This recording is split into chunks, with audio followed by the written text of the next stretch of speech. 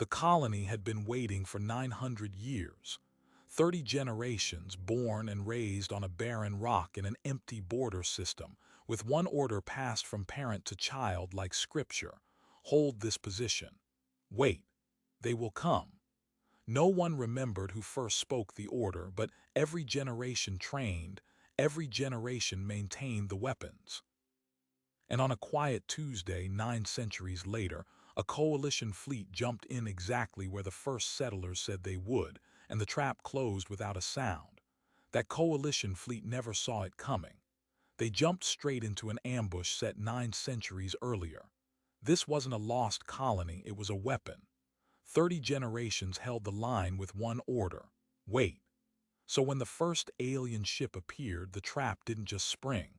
It rewrote the rules of war. And the secret behind that patience will forever change how the galaxy sees humanity.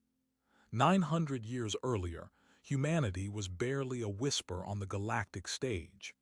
We had just discovered that we were not alone, and that the coalition, a sprawling alliance of older, more established species, was expanding at a terrifying speed. Our long-range scans identified a critical choke point, a single system, unremarkable except for the fact that any fleet moving towards human space would have to pass through it. So we planted a colony there, not to settle, to ambush. The first generation knew they would never see the enemy. Their orders came from a military council that had calculated the coalition's expansion rate down to the decade. They were given a fleet of warships, stripped of transponders, hidden inside hollowed-out asteroids. They were given a single command: hold this position, wait, and when the enemy arrives, spring the trap. But the coalition didn't come in a decade, or a century. The years bled into generations, and the colony became a culture of eternal readiness. Children were born underground, under artificial lights. They learned to read from maintenance manuals and tactical briefings. Their bedtime stories were the debriefs of dead ancestors. The original purpose calcified into a religion. The arrival became a promised day, not a plan. And through 30 generations, not one person questioned it. That is the first secret most outsiders cannot grasp. Humans evolved from persistence hunters. We are built for the long wait. The colony's psychologists later wrote that the shared mission acted as a mimetic immune system. Without it, the population would have dissolved into madness or civil war within 3 generations. With it, they became a living weapon, polished by time. On the other side of the border, the coalition expanded without friction. They absorbed world after world of pacifist species who had no concept of sustained conflict. Their military intelligence grew complacent. The system was listed as uninhabited, unremarkable, empty. No one imagined that a species would invest 9 centuries into a single tactical stroke. Then, on a quiet Tuesday, just as the first settlers had projected within a 2-month margin of error, a coalition vanguard fleet jumped into the system, precisely where the choke point narrowed. The current colony commander, a woman named Elena Voss, the 30th generation descendant of the original captain, sat in the buried command center. Her entire life had been spent training for this 1 minute. She watched the sensor board light up, her hand steady. She said one word: now. And 300 hidden warships, powered down for over 800 years, came to life in the blackness between the asteroids. Their reactor ignitions were the first sound the fleet heard that wasn't their own engines. The trap did not announce itself. It simply became the universe. The first coalition ship to die was a heavy cruiser called the Resplendent Horizon. It had just completed its jump calibration when its sensors screamed a warning that was already obsolete. A human railgun slug, accelerated over 8 kilometers of magnetic coils, punched through its bridge before anyone on board understood they were under attack.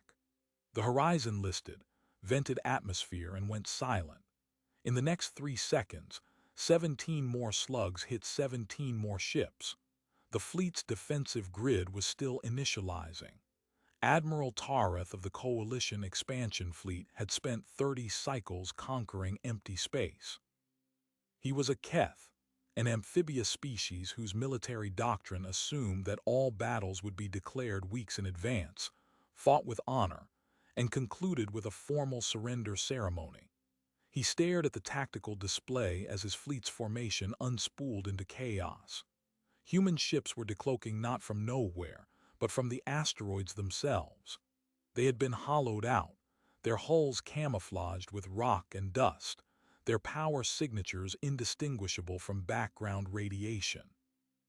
The fleet wasn't just surrounded, it was inside a museum exhibit of human patience.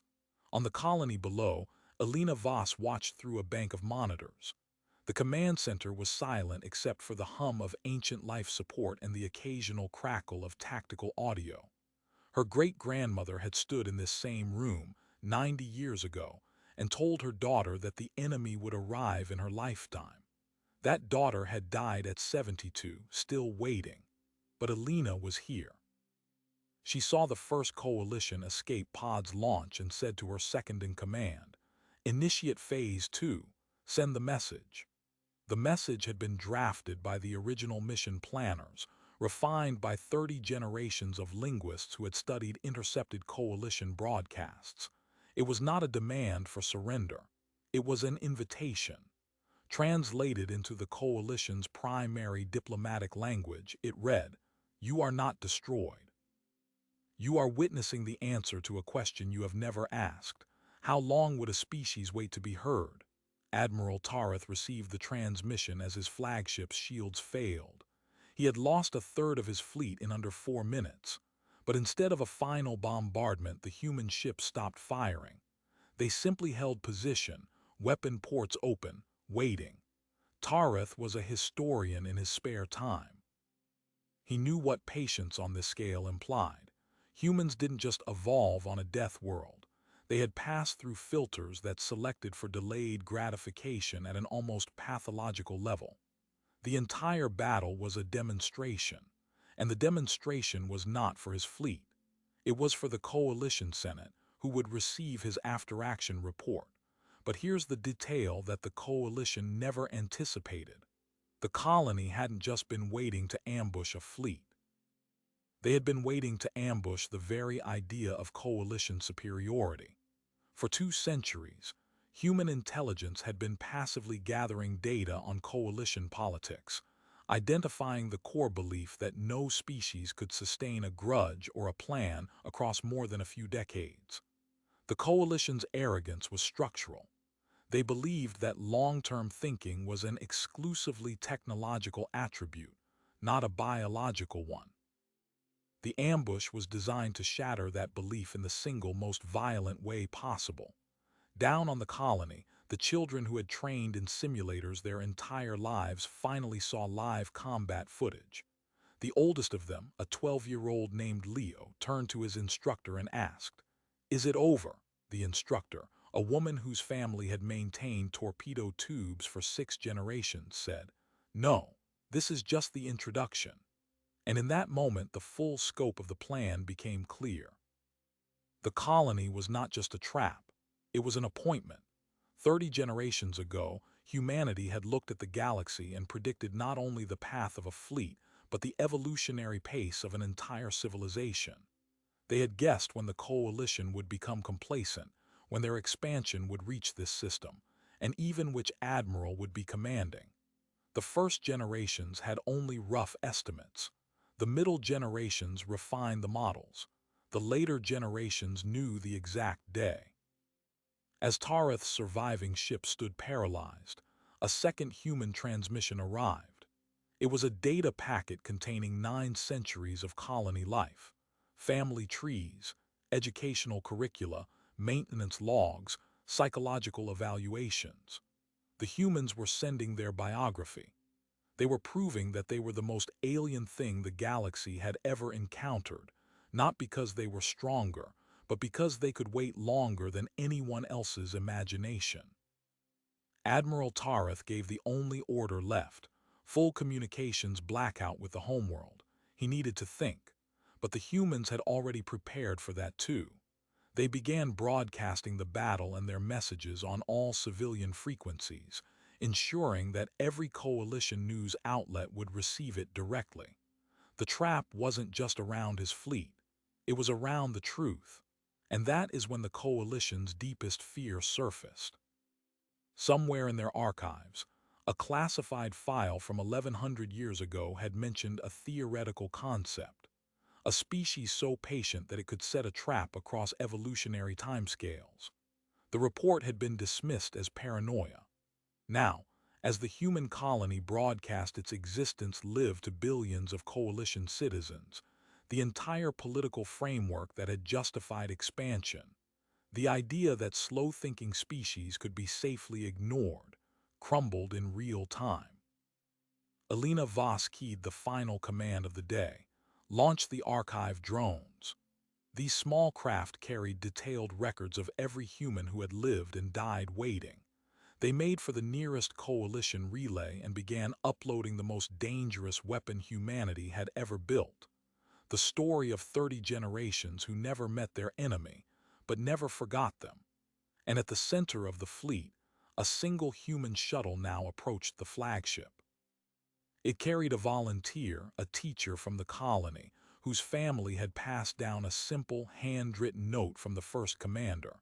The note was now yellowed and fragile. It said only, "Tell them we kept our promise." The teacher was going to deliver it in person. That is where the real conversation began. The teacher's shuttle docked with the flagship's emergency port.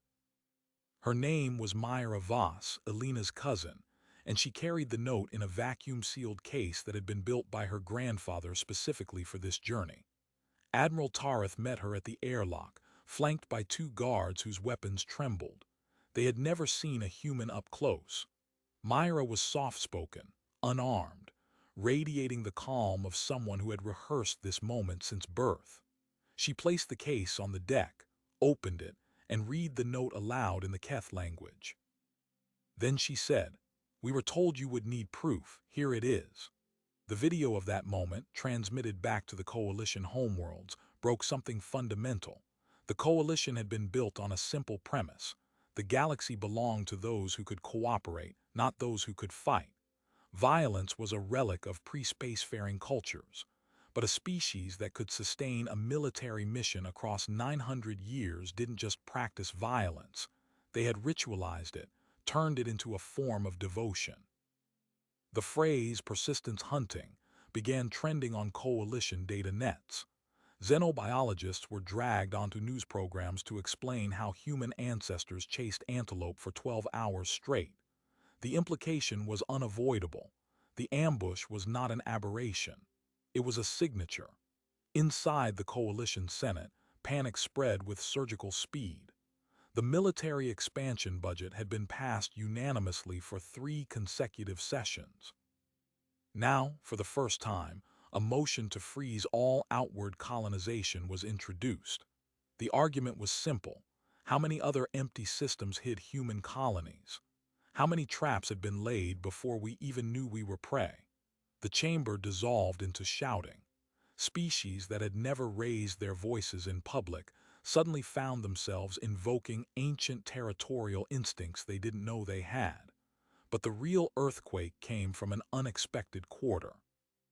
The Keth Cultural Archive, which had maintained a continuous digital record of Keth history for 17,000 years, flagged an anomaly. Buried in the deep strata of their anthropological database was a reference to a lost expedition 7,000 years ago that had encountered a species matching the human description on a barren moon. The log fragment read, "They did not attack. They simply watched. They were waiting for something." The coalition had always assumed the expedition had been misidentified. Now they realized humans had been watching for far longer than 900 years. The colony was a recent operation. The reconnaissance might have been happening for millennia. This revelation hit the public like a second ambush. The narrative flipped from humans are patient predators to humans have always been here. conspiracy theorists on 100 Worlds began re-examining old astronomical records for signs of cloaked observation posts. Religious leaders proclaimed that humanity was a test, a divine corrective to coalition hubris. On the frontier worlds, settlers demanded immediate evacuation, fearing that their own planets were seeded with dormant human operatives. The coalition's moral high ground evaporated overnight. Elena Voss watched the chaos unfold from her buried command center. Her strategic display now showed not fleet positions, but social media sentiment graphs, political schism indices, stock market volatility on the coalition's economic core. This was Phase 3, the information war. The original mission planners had understood that the ambush was only the first blow. The true victory lay in using it to force the coalition into a mirror, to make them see themselves as the uninvited colonizers they had always been. The archive drones had not just released colony records. They had included a curated narrative of coalition expansion from the human perspective. A list of every uninhabited world the coalition had claimed, every sentient species they had dismissed as pre-contact, every assumption they had wrapped in the language of inevitability. One species, the Drell, a minor member of the coalition who had been forcibly integrated 3 centuries earlier, watched the broadcasts and saw their own story in reverse. The Drell had been a patient, careful civilization, slow to expand and quick to defer. The coalition had absorbed them precisely because they couldn't imagine a species valuing patience over progress. Now, the Drell Parliament issued a statement. We have been waiting for someone to understand. We did not know it would be humanity. Within hours, 3 more minor species announced a formal review of their coalition membership. The alliance was fracturing at the seams. Here is the part that even Elena Voss had not fully anticipated. The original planners had predicted that the coalition would fracture along lines of power, but they had underestimated the speed of the ideological collapse. Intellectuals on the core worlds began publishing essays arguing that the coalition had been a mistake from its inception, an empire disguised as a federation. The phrase, human patience, became shorthand for everything the coalition lacked. Politicians who had built careers on the promise of endless expansion now scrambled to rebrand as guardians of caution. The entire political economy, predicated on continuous growth into an empty frontier, suddenly faced a future where every empty system might already be claimed by a species that didn't need to colonize it, just watch it. Admiral Tareth, still aboard his crippled flagship, became an unlikely symbol. He had been defeated not by superior firepower but by a failure of imagination. In his first public statement, he said, "I lost a fleet. But what terrifies me is that I almost lost the ability to ask the right question. What else are we not seeing because we refuse to look across timescales longer than our own lifetimes?" His words were broadcast across the coalition, and for the first time, a defeated admiral was treated not as a failure but as a prophet. And then the humans made their boldest move. Elena Voss opened a direct diplomatic channel to the coalition Senate, offering peace. The offer was not a demand for territory or resources. It was an offer to teach the coalition how to think in centuries, not quarters. She ended her message with the same line that the first commander had written on the note. "We kept our promise. Will you keep yours?" The promise she meant was simple. Humanity had shown that it could wait. Now the coalition had to show that it could learn, and that question hung in the air like a blade as the galaxy began to choose sides. The vote took 3 weeks. 3 weeks of closed-door sessions, leaked intelligence reports, and a galactic public that had stopped trusting its leaders. In the end, the coalition Senate did something no one expected. They voted unanimously to accept humanity's offer of a teach-in rather than a treaty. Not because they were unified, but because no one dared vote against the species that had just demonstrated a 900-year attention span. The fear of what humanity might do if refused was, itself, a form of patience. The Senate had learned that lesson the hard way. Admiral Tareth was appointed as the coalition's first ambassador to the waiting species. It was an unprecedented move, putting a defeated military commander in charge of a diplomatic mission, but the logic was unassailable. He had seen the trap from the inside. He could explain to his own people what it meant to be outthought across centuries. Tareth accepted the role on one condition, that Myra Voss accompany him back to Earth as the human envoy. He argued that the teacher who had delivered the note embodied the message they all needed to hear. The Senate agreed, and so the two of them, the old predator and the patient hunter, became the face of a new galactic order.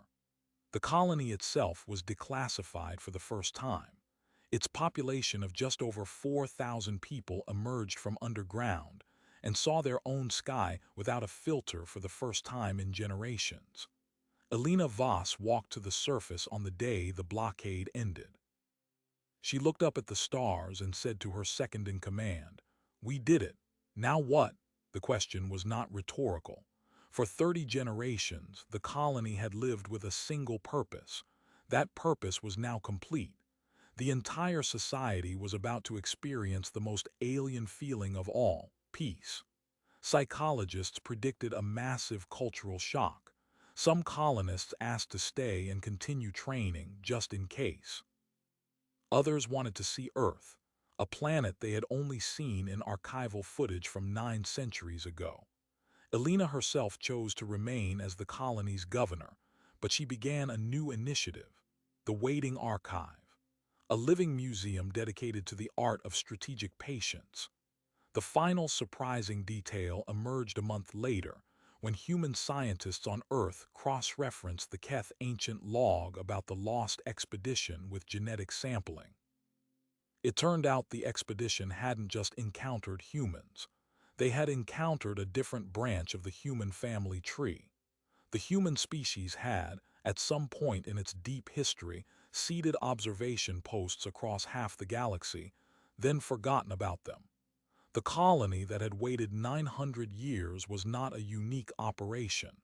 It was a reflex, a biological impulse to watch and wait that was so deeply embedded in human DNA that it had survived planetary extinction events, continental migrations, and the loss of interstellar travel during a dark age humanity didn't even remember. Now the question changed. If there were other hidden colonies, other waiters, other pockets of humanity that had been left behind millennia ago, what would happen when they woke up? And what if one of them had already awakened and was simply waiting for a signal? That signal arrived 3 days later from a dead system near the galactic core in the form of a single human heartbeat broadcast on every frequency. Something else had been waiting even longer, and it was finally saying hello. That heartbeat changed everything. It wasn't a cry for help. It was an invitation. The galaxy had just learned to respect one colony that waited 900 years. Now it faced the possibility that humanity's patience wasn't a strategy at all. It was a biological inheritance, stretched across epochs and scattered among stars we'd forgotten we ever touched. The question was no longer how long could we wait, but how many of us have been waiting all along, silent and still, for a signal that was always coming. The coalition had thought it was expanding into an empty frontier. It had simply walked into a room that was already occupied, and the occupants had been holding their breath since before the first coalition species crawled out of its ocean. What do you do with a species like that? Do you fear them, learn from them, or do you simply listen because they clearly have something to say? We're about to find out. This story is far from over. If you want to see what answers when you knock on the oldest door in the galaxy, subscribe now. We'll keep waiting and watching right alongside you.